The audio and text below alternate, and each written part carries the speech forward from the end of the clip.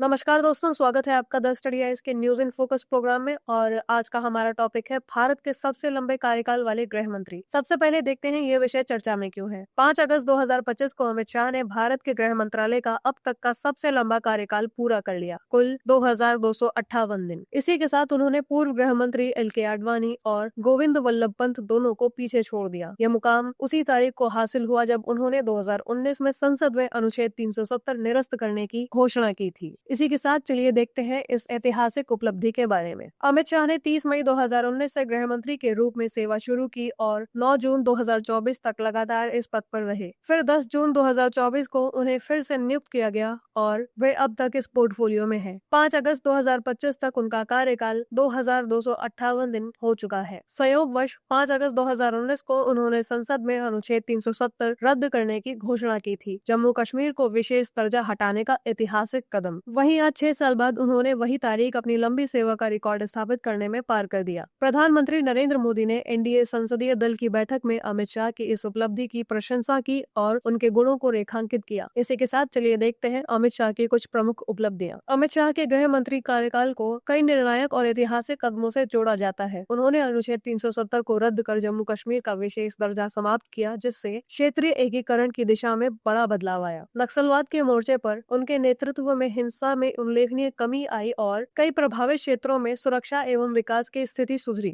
उन्होंने नागरिकता संशोधन अधिनियम यानी CAA को पारित कर पाकिस्तान, बांग्लादेश और अफगानिस्तान से आए गैर मुस्लिम शरणार्थियों को भारतीय नागरिकता का मार्ग प्रदान किया। इसके अलावा उनके कार्यकाल में नए आपराधिक कानून, भारतीय न्याय संहिता का प्रारूप तैयार कर पुराने औपनिवेशिक कानूनों को बदलने की दिशा में बड़ा कदम उठाया गया। पूर्वोत्तर में उन्होंने शांति और स्थिरता लाने के लिए हजारों उग्रवादी समूहों के आत्मसमर्पण और वार्ता प्रक्रियाओं को प्रोत्साहित किया, जिससे क्षेत्र में स्थायी समाधान की दिशा में महत्वपूर्ण प्रगति हुई। इसी के साथ चलिए हम देखते हैं आपका आज का अभ्यास प्रश्न। अमित शाह के गृह मंत्री कार्यालय के दौरान की गई महत्वपूर्ण नीतिगत कार्यवाहियों के संबंध में निम्नलिखित कथनों पर विचार कीजिए। कथन 1, अनुच्छेद 370 का निरस्तीकरण, जिसकी घोषणा 5 अगस्त 2019 को संसद में की गई, ने जम्मू कश्मीर का विशेष दर्जा समाप्त कर दिया। कथन 2, उनके कार्यकाल में पारित नागरिकता संशोधन अधिनियम पड़ोसी देशों से आए सभी शरणार्थियों को धर्म की परवाह किए बगैर भारतीय नागरिकता प्रदान करता है। ऊपर दिए कथनों में से कौन सा या से सही है या है? ऑप्शन ए केवल 1, ऑप्शन बी केवल 2, ऑप्शन सी 1 और 2 दोनों, ऑप्शन डी न तो 1 और न ही 2। अपना उत्तर हमें कमेंट करके बताना न भूलें। जल्द ही आपसे मुलाकात होगी न्यूज इन फोकस के एक नए एपिसोड के साथ। तब तक के लिए धन्यवाद। जय हिंद,